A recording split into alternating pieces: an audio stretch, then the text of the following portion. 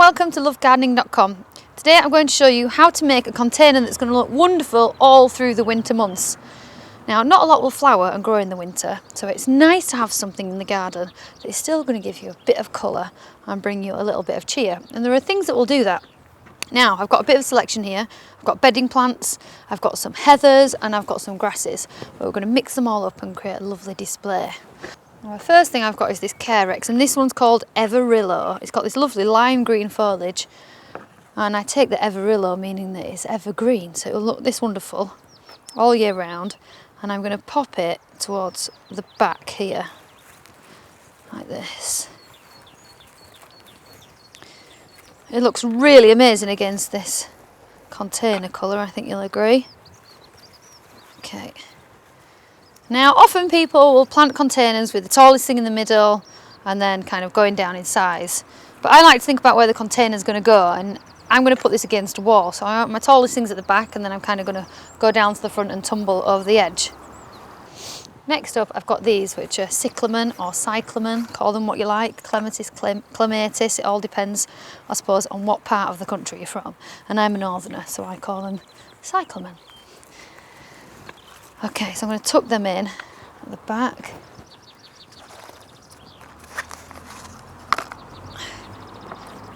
Now, I think the colour against the lime looks so good.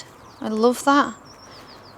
They look pretty wonderful. Now, you have to deadhead these in the winter time, and it's really easy to do it. Once the flower has kind of gone over and is looking tatty, you follow the stem all the way to the base, and then you just twist, and it just comes off in your hand. And then it will send up lots of new flower heads. You can see all these little ones coming up and through. So this is an old one here, you can see, because this is one that's coming, and you see the flower on it, and this is the one that's gone over because it has no flower hanging from it. And you follow the stem down, twist it round in your fingers, and it just comes out. So it's dead easy to do, and it will encourage lots of more flowers. Now I'm going to pop a heather in at the front there.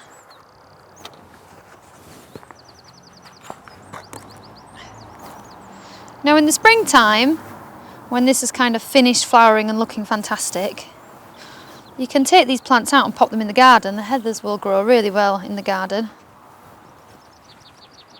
as long as you have acidic soil. They like acidic soil, but here in Yorkshire we've got plenty of that.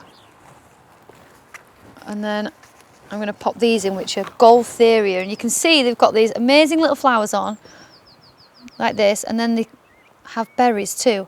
So over the winter, especially around Christmas time, they're really decorative, they look lovely.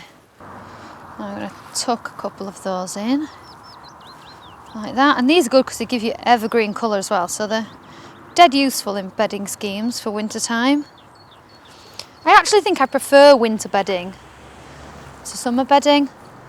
I think it's all the textures that you get. You get a lot of texture, and you use evergreens a lot more, and the grasses, I think they're really attractive. You're kind of relying on texture just as much as you are the flowers, whereas in summertime it's really all about the flowers in summer bedding. But I like these. It almost feels a little bit more like a miniature garden. I think that's maybe why I like it.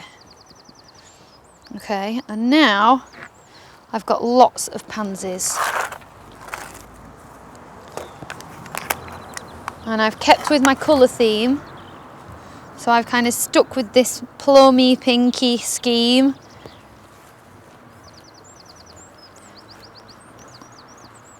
Now, you could have a free-for-all and put all the colours in that you like, but I like to be a little in keeping with the garden that I've already got, and then it all kind of gels together. And then last, but by no means least, I've got some ivy. And I've gone with variegated ivy because I like the white, especially in winter when it's much darker months.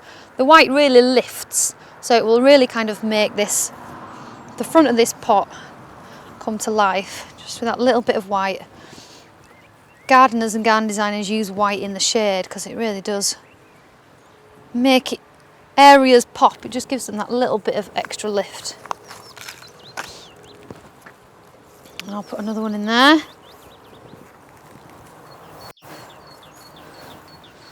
And there we have it, a wonderful container that's going to look great all the way through winter. And it's as simple as drainage in the bottom, Then your compost, I've used peat-free, and then planting it with a mixture of grasses, evergreens, trailing things, and things that are going to flower over the winter, so like your pansies or violas. Now, if you've got any more ideas for video content, please do send them in, because we want to give you content that's super useful, and we want you to learn things as well as be inspired. If you want to see any more how-to videos, visit lovegardening.com.